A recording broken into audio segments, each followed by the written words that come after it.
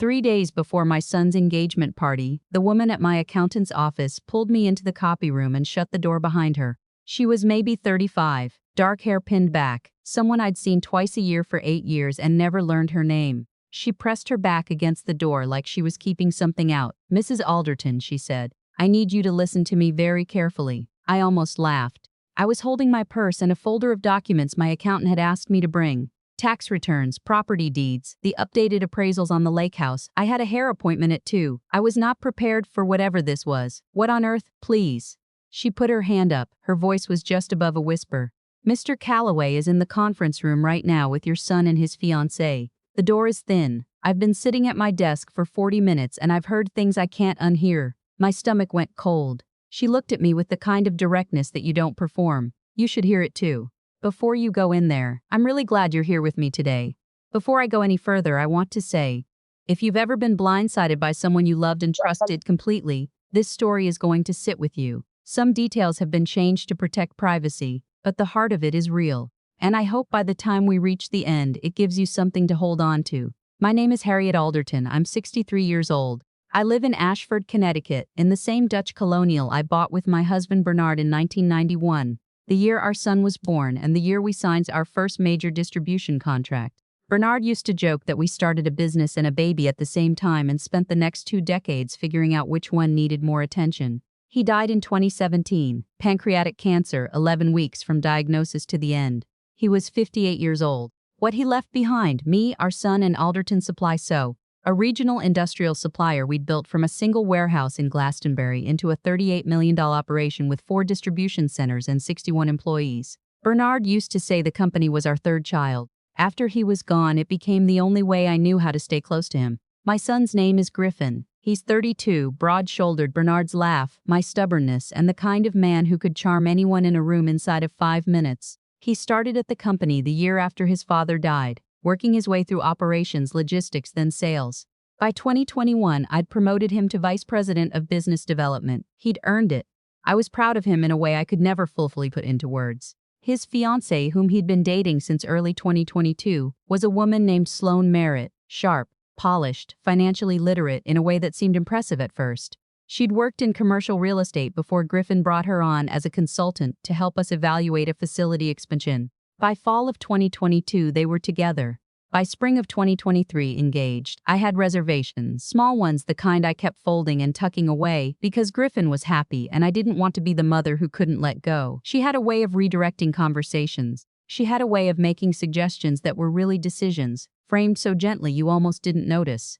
She called me Harriet when I'd never invited her to. Small things, I folded them up. The engagement party was Saturday, 3 days away. And now I was standing in a copy room with a woman whose name I didn't know, and she was asking me to listen through a wall. I set my folder down on the paper tray. "Tell me what you heard." Her name was Tess. She'd worked for my accountant Warren Calloway for 6 years. She said she hadn't meant to overhear. The conference room shared a thin interior wall with the filing area, and she'd been pulling quarterly records when the voices started. Griffin's voice first, then Sloane's, then Warren. "The trust amendment," Tess said quietly. They were talking about revising the Alderton family trust to transfer operational control. "Not just your son, full transfer within 18 months. I stared at her. "Warren wouldn't," he suggested it. She held my gaze. "He said, and I'm telling you exactly what I heard. He said, once we establish a pattern of capacity concerns, the amendment will look like responsible succession planning. The board won't push back if they believe it's her idea." The room was very still. Capacity concerns, her idea. "There's more," Tess said. "The property, the lake house, your husband's family property. Your son's fiancée has been in contact with a developer in Middleton. She's described the property as available for acquisition pending estate restructuring." Those were her words, pending estate restructuring. My hands were resting on the paper tray. I looked at them. The lake house had been in Bernard's family since 1962. His parents had married there. His grandfather had built the dock by hand. Bernard had proposed to me on that dock July 1985 with a ring he'd saved for 14 months to buy. We'd scattered his ashes from that dock the morning after his funeral because he'd asked us to. That property was not a line item, it was a grave. I picked up my folder. "Which door is the conference room?" Tess touched my arm. "Mrs. Alderton, if you go in there right now." "I know." I looked at her. "What's your last name?" "Kowalski." "Tess Kowalski." I committed it. "Thank you." I did not walk to the conference room. I walked to the elevator, pressed the lobby button, and wrote it down in silence. I sat in my car in the parking garage for 11 minutes. I know it was 11 because I watched the clock on the dashboard and made myself breathe until the number changed to the next one. $38 million, the lake house. My husband's company. Everything we'd spent 30 years building, everything I'd spent 6 years holding together alone. I thought about Thanksgiving 2021. Griffin had made his father's chili recipe, badly, and we'd both laughed until we cried at how wrong it was. I thought about him at 12 years old, calling me from a payphone because he'd gotten off the bus at the wrong stop and was somewhere on Route 44 in the rain. I thought about how he'd cried at his father's funeral. Not at the service, but later in the kitchen when he thought I was asleep. He was my child. The thought of it was a physical thing, like something being torn. I started the engine. My attorney's name is Susan Farwell. She's been my personal counsel for 9 years, a small firm litigator in downtown Ashford who speaks slowly and thinks faster than anyone I've ever met. I called her from the car and told her I needed to see her today this afternoon, that it couldn't wait. How bad? She asked. I don't know yet. Potentially very. She said to come at 3. I drove home first. I changed out of my good blazer because I didn't want to sit in Susan's office in the clothes I'd worn to the accountants. Didn't want those two things to touch each other. I made coffee I didn't drink. I stood in Bernard's old study and looked at the bookshelves he'd built himself, the ones he'd measured twice and cut once and been insufferably proud of for 20 years. I'm going to protect it, I told him. Whatever this is, I'm going to figure it out. Susan listened to everything without interrupting. When I finished, she leaned back in her chair and looked at the ceiling for a moment. Your accountant, she said. Warren Calloway, how long has he had access to the full trust structure? Since 2018, the year after Bernard died. I restructured everything after probate, and your son has signing authority on operations, vendor contracts under $250,000, company credit lines, but not the trust, not the real estate. She nodded slowly. Tell me about the fiancé. I told her what I knew about Sloan. The real estate background, the facility consultation, the small redirections I'd been folding up and ignoring for 2 years. There's something else, I said. She pushed hard last spring for me to see a specialist. She said she'd noticed some things that I'd repeated myself in a meeting, that I'd missed a board call. I paused. I hadn't missed the call. It was rescheduled. I have the email. Susan looked at me steadily. Did you see the specialist? A neurologist, Dr. Emery Chen, Yale, New Haven. Full evaluation. His findings were, I thought of the report still in my desk at home. His words were, cognitively sharp, well above age norms, no indicators of impairment. Do you have that report? I have everything. She pulled a legal pad closer. Then here's what we're going to do. Susan's first call was to a forensic accountant, a woman named Patricia Dahl, retired SEC, 3 decades untangling financial fraud. She could start immediately. Susan's second call was to a private investigator she trusted, a former state police detective named Roy Ingram, who she described as meticulous and completely discreet. What are we looking for? I asked. A pattern, Susan said. Calloway doesn't just suggest a trust amendment out of nowhere. He's either being paid or he's being pressured. Either way, there's a trail. And Sloan? The developer contact is a thread. Real estate deals leave paperwork. If she's been positioning your lake house property as available, there will be communications, emails, preliminary agreements. She looked at me. Roy will find them. I got home at 6:30. My housekeeper, a woman named June who'd worked for me for 17 years and knew where everything was, including things I'd forgotten I owned, was in the kitchen. She looked at my face and immediately put the kettle on. Sit down, Mrs. Alderton. I sat. Griffin called, she said. He wants to know if you're coming to dinner Thursday, the rehearsal dinner planning. I looked at the table. Tell him yes. She set the tea in front of me. Something's wrong. June was not a woman you lied to. Not because she'd catch you, though she would, but because she'd been in this house through the worst year of my life and she'd earned the truth. I think my son may have been convinced to do something he doesn't fully understand, I said carefully. I'm trying to find out how deep it goes. She stood very still for a moment, then she said, last month, when you were in Hartford for 2 days, Griffin and San fiancé were here. I looked up. I was in the back of the house. They were in Bernard's study. Her voice was measured, controlled. I heard her say, the lake house is the real asset. The company is just the vehicle. And your son said, she pressed her lipstick mean for mom and she said, she'll be taken care of. The kitchen was very quiet. She'll be taken care of, I repeated. June looked at me. Her eyes were wet. I didn't know what to do with it. I thought maybe I'd heard it wrong. I reached across the table and covered her hand with mine. You're telling me now, that's what matters. Roy Ingram arrived at my door at 8 the next morning. He was in his 60s, compact, silver-haired, with the kind of face that didn't give anything away. He sat at my kitchen table with a legal pad, a ballpoint pen, and no phone in sight, and he wrote down everything I said in small, even handwriting. Tess Kosalski, he said. She's willing to give a statement? She called me last night, she is. He nodded. The developer in Middleton, do you have a name? No, only that Sloan mentioned it and the word Middleton. That's enough. He made a note. The trust amendment. Is there a draft document anywhere you know of? Not that I've seen. But Warren Calloway has had access to the trust for 6 years. If he drafted something, it'll be in his files. He looked up. I need 2 days. You have them. Patricia Dahl called me that evening. She'd already pulled 3 years of company financials and had a question about a series of vendor payments to an entity called Keystone Advisory Group. I don't recognize that name, I said. That's because it doesn't appear in any of your vendor contracts or approved supplier lists. It appears in your son's operating accounts. Quarterly transfers beginning in February 2023, a pause. The same month your son's fiancée came on as a consultant. I sat down slowly. How much? Approximately $340,000 over 14 months. I closed my eyes. Bernard had sat at a desk for 30 years, eating sandwiches out of a paper bag because he didn't want to spend money on lunch that could go back into the company. His father had started the company with $12,000 in savings and a pickup truck, $340,000. Patricia, is Keystone connected to Sloan? I'm still tracing the registration, she said. But the address on the Delaware filing is a registered agent service commonly used by commercial real estate entities operating in Fairfield and New Haven County. That's her world. Yes, she said. It is. I didn't sleep that night. I lay in the dark and made myself think it through all the way through, the way you do when the alternative is panic. Griffin was not a stupid man, he was not a weak one. But I knew I had always known and never allowed myself to say it plainly, that he had spent 6 years working in his dead father's company, under his mother's name, carrying a weight he'd never asked for and never complained about. He was loyal. He was proud. He was also, I thought, someone who had been waiting for a woman to tell him he deserved more, and one had arrived and been very convincing. I didn't know yet how much he understood about what was being planned. That distinction mattered to me more than anything. Roy came back in 36 hours, not 48. He came with 3 folders. He set them on the kitchen table without preamble. Susan was already there. Patricia joined by phone. Start with this one, Roy said.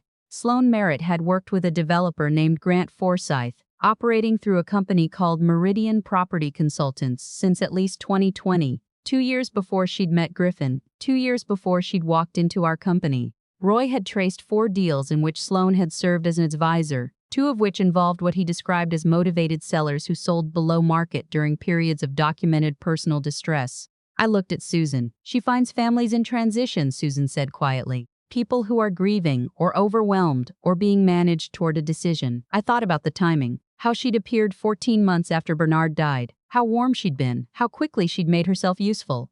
Roy continued. Keystone Advisory Group was registered in Delaware in January 2023. The sole registered agent was a law firm in Stamford with a known connection to Grant Forsyth's Meridian operation. Patricia had found 2 wire transfers from Keystone to a personal account of Sloan's, not her primary account, a secondary one. She was paying herself through your company's operating accounts, Patricia said. Griffin signed off on the Keystone payments. In the documentation, they're described as strategic consulting fees. Did he know what Keystone was? A pause. I don't know, Patricia said. He may have believed it was a legitimate vendor. Roy opened the second folder, Warren Calloway. Warren had been managing accounts for a total of 6 clients who shared a connection to Grant Forsyth's network. In 2 prior cases, his involvement had preceded estate restructurings that transferred significant real property out of the original owner's control. He'd been on Forsyth's informal advisory list since 2019. He's done this before, I said. Roy nodded. Twice that I can document. In both cases, the accountant facilitated trust amendments that were presented to the family as routine planning.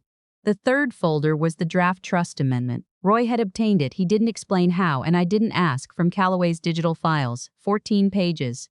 Page 9 contained the language Susan had been looking for, a clause establishing that in the event of documented cognitive concerns certified by a licensed physician, all fiduciary authority over the Alderton family trust, including the lake house property, would transfer immediately to Griffin Alderton, with authority to execute sales and transfers without further consent. There it was. Dr. Emery Chen's name was on a separate attached document, a referral request that had been sent from Warren Calloway's office to a different neurologist entirely, someone I'd never seen. The referral described a pattern of cognitive episodes that had never happened.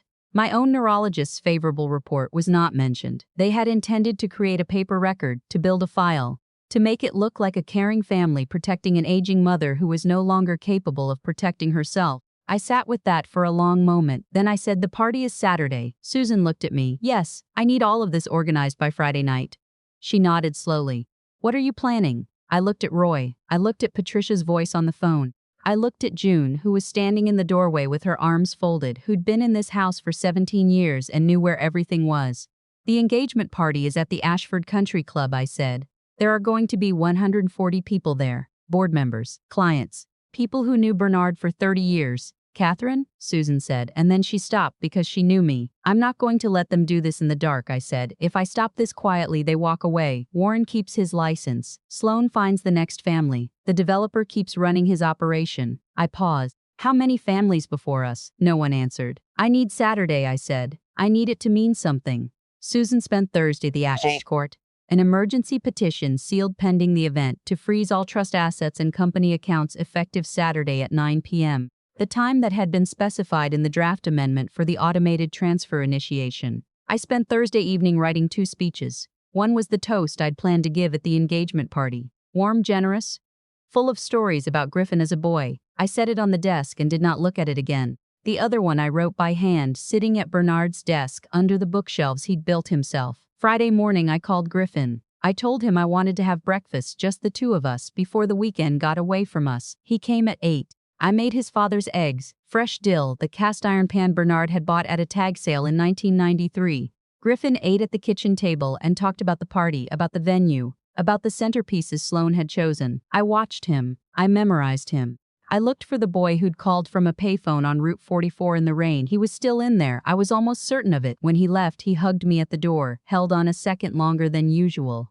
"Okay, Mom?" he asked. "I will be," I said. "I love you." He smiled. "Love you too." I watched him walk to his car. Saturday came in clear and cold for June, the kind of Connecticut morning that makes you forget winter was ever real. I dressed carefully. A dark blue dress, not the silver one I'd originally planned. I wanted to look like myself, not like a woman dressed for a celebration. I wore the earrings Bernard had given me for our 25th anniversary. Small diamonds. He'd apologized that they weren't bigger. I'd told him they were exactly right. June helped me with the clasp. Her hands were steady. Mine were too. At noon, Susan called. "Injunction is sealed. Judge approved. Officers are positioned. Roy will be inside at 6. Patricia. Everything documented, filed and ready. Tess?" She gave her statement yesterday. "She'll be on a live video call, available at 8:30 if needed." I took a breath. "Thank you, Harriet." Susan paused. "Whatever happens with Griffin, remember what you know. You know your son." I held on to that. The country club filled up by 6:30. I stood near the entrance and greeted people, smiled, said the right things. Board members, old clients, friends of Bernard's who'd stayed in touch. A couple who'd been at our wedding in 1988. Bernard's college roommate who squeezed my hand and said he'd never miss a party in Bernard's honor. Sloan moved through the room beautifully. That was the word, beautifully. With precision, touching shoulders, laughing at the right moments. She hugged me when she saw me. Cold hands, warm gesture. Griffin was across the room talking to our operations director. He caught my eye and raised his glass slightly. I raised mine back. At 8 the MC signaled for quiet. Dinner was winding down. Toasts were beginning. Griffin's best friend from college went first. Funny, warm, the kind of speech that makes everyone laugh and nobody cry. Then one of Sloane's friends whom I'd met twice. I smiled through both. Then the MC said, "And now Mrs. Harriet Alderton, mother of the groom." I stood. The room settled. 140 faces, people who had known me for decades and people who hadn't, and all of them watching. I picked up my prepared speech from the table and I set it back down. "Thank you," I said. "I want to start where everything starts for me, with Bernard." The room went quiet in a different way. Bernard built this company with his hands, his savings, and a level of stubbornness that I'm told Griffin inherited entirely from him. Light laughter. He used to say that a business is only as honest as the people running it. That the only thing worth protecting was your word and other people's trust in it. I looked at Griffin. He was smiling, a little misty. "I thought about what he'd say tonight," I continued. "What he'd say if he were standing here, looking at what we've all built. What he'd say about the future of this company, this family, the things he left behind." I reached into my jacket pocket and took out a folded sheet of paper. I set it on the podium without unfolding it. 3 days ago, I came to Warren Calloway's office to drop off some documents, and in that building, I learned something that I've spent 3 days trying to reconcile with the people in this room. The air changed. Warren. I looked at him, table 4 near the window. He had gone very still. You've been my accountant for 9 years. Bernard trusted you. I trusted you. You've had full access to the Alderton family trust since 2018. Warren's face was the color of old paper.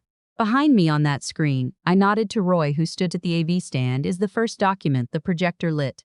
A corporate registration form for Keystone Advisory Group, Delaware, January 2023. Next to it, a chart of payments from Alderton Supply's operating accounts, 14 months, $340,000. I heard someone in the room say, "Oh my God," quietly. Keystone Advisory Group does not appear in our vendor files.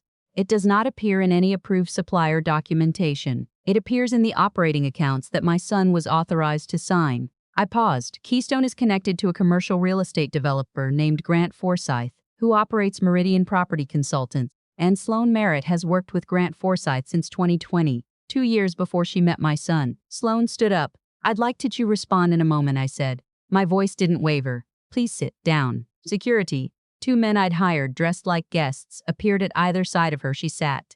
"The lake house," I said. "Bernard's family's property. The property where he proposed to me, where we scattered his ashes." My voice tightened once, then steadied. "In communications Roy Ingram has obtained and documented," Sloan described the lake house as available for acquisition pending restructuring to a developer contact. The next slide, an email thread. Sloan's name at the top, the developer's name below it. The phrase highlighted. The room was completely still, and then there is this. I unfolded the paper from my pocket, a draft amendment to the Alderton Family Trust prepared with Warren Calloway's involvement. Page 9 contains a clause that would transfer all fiduciary authority to Griffin in the event of documented cognitive decline. As certified by a neurologist none of you have heard of and I have never seen. A woman at table 7 stood up. She was in her 70s, silver hair, someone who had been Bernard's client for 18 years. "What does it say, Harriet?" "Read the clause." I read it, every word. Silence. "I had a cognitive evaluation last spring," I said, "conducted by Dr. Emery Chen at Yale New Haven. His conclusion, cognitively sharp, well above age norms, no indicators of impairment." That report was not referenced in the draft amendment. I looked at Warren, because it was inconvenient. Warren had not moved or spoken. His hands were flat on the table. "Warren Calloway has been part of Grant Forsyth's network since 2019, I continued. In 2 prior cases, his involvement preceded estate restructurings that transferred real property out of the original owner's control. This is not the first time. I turned to the screen. Roy had cued the final document, a list. Names, dates, properties, 2 other families, 2 other accountants' approvals, 2 other amended trusts. Patricia's voice came from a speaker near the screen. She'd agreed to speak at this moment, briefly, clearly. "My name is Patricia Dahl. I'm a forensic accountant and former SEC investigator. I have audited the Alderton Company financials and can confirm that the Keystone payments represent a pattern of financial fraud. I have submitted a full report to Susan Farwell-esque and to the Connecticut Department of Banking." The room erupted. I raised my hand and waited until it was quiet enough to be heard. "My son," I said. Griffin was at his seat, his face the white of a man trying to understand something he wasn't sure he understood. He was not standing. He was not reaching for Sloan. He was looking at me with an expression I recognized from when he was 8 years old and had broken something by accident and couldn't figure out how to say it. "Griffin signed the Keystone payments," I said. "I do not know yet the full extent of what he understood about their purpose. What I know is this." I looked at him. Just him. "I know my son. I know he is his father's boy, and I know that the people who plan these things are very good at making them look like something else." Griffin put his hands over his face. "Griffin." My voice broke, just slightly, just once. "Whatever you knew, whatever you believed, you know the truth now, and what you do next is going to tell us everything." He looked up. His eyes were red. He didn't speak. He shook his head slowly once in something that might have been an apology or a plea or both. Sloan pushed back her chair. "This is a fabrication and I will." Susan stood from table 2. "Grant Forsyth is currently under investigation by the Connecticut Attorney General's office. An emergency injunction freezing the Alderton Trust assets and company accounts has been in effect since this afternoon. Nothing transfers tonight." The clock on the wall read 8:58. At 9 p.m. exactly, Roy's phone buzzed. He looked at me, nodded once, transfer blocked. 2 officers in plain clothes came forward. The first approached Warren Calloway, quietly, professionally. Warren stood without resistance. His face was empty. The second approached Sloan. She pulled her arm away and said something sharp and low that I couldn't hear. The officer said something back equally low and she went with him. Grant Forsyth was not at the party. He was picked up at his Middleton office at the same moment, I learned later, by federal agents who had been coordinating with Roy for 48 hours. The room was silent, 140 people, and the only sound was chairs. I turned off the microphone. I stepped down from the platform. I walked to my son. He was still sitting. He looked like something had been cut out of him. I pulled the chair next to his and sat. "Mom." His voice was barely a sound. "I know. I didn't. The Keystone payments. She said it was a consulting arrangement. She handled the documentation I signed." He stopped. "I should have asked more questions. I should have looked harder." "Yes," I said. "You should have," he flinched. "But she was very careful," I said, "and you trusted her. And I think she knew exactly which parts of you to speak to make you believe that what she was offering you was real." He put his hands flat on the table. "What was she offering me?" I looked at him. "I think she was offering to let you run something that was finally fully yours, without the weight of your father's name on it, without me in the next office." I paused. "I think she found the thing you'd never said out loud and she built a door around it." Griffin looked at the table for a long time. "Is that true?" I asked. He exhaled. "I didn't want to take it from you. I just wanted it to. I wanted to feel like it was mine too, not just yours and Dad's." I sat with that. It was not comfortable to sit with. "Why didn't you ever say that to me?" He shook his head slowly. "Because I didn't want you to think I was ungrateful. You gave everything to keep it going after Dad died. I didn't think I had the right to want more of it than you wanted to give me." The room around us had begun to quietly, carefully empty. I was vaguely aware of it. The board members, the old clients, June somewhere near the door. Bernard's college roommate, who I hoped to God would understand when I talked to him next week. "You had every right," I said. "You should have said it. We should have talked about it 10 times by now, and we didn't, and some of that is my fault." I paused. "I kept you close because I missed your father. I didn't think about what it cost you to stay." He was crying now, not noisily. Just his face, the way he'd cried in the kitchen the night after the funeral. "I'm sorry, Mom." I covered his hand with mine. "I know you are. What happened after is something I've had to learn to say plainly without softening it more than it deserves." Warren Calloway surrendered his CPA license in September. He was charged with fraud and conspiracy in October, and he cooperated with the state's investigation into Grant Forsythe's operation in exchange for a reduced sentence. His cooperation uncovered 2 additional cases we hadn't known about. Families in western Connecticut who'd lost property and hadn't understood why. Grant Forsythe was charged federally in November. The investigation expanded. 4 states, 11 cases going back 8 years. Sloan Merritt was charged with wire fraud and conspiracy. Her trial was scheduled for February. Keystone Advisory Group was dissolved. The $340,000 was subject to civil recovery proceeding. Griffin was not charged. The prosecutors reviewed his involvement and concluded he had been manipulated into authorizing payments since he had no reason to believe were fraudulent. He resigned from Alderton Supply the Monday after the party, effective immediately without being asked. He called me that Monday evening. "I know you didn't ask me to," he said. "No," I said, "but it was right. What happens now?" I hired a new CFO in August, a woman named Louise Whitfield, 20 years at a regional manufacturer, meticulous and no-nonsense, and exactly what we needed.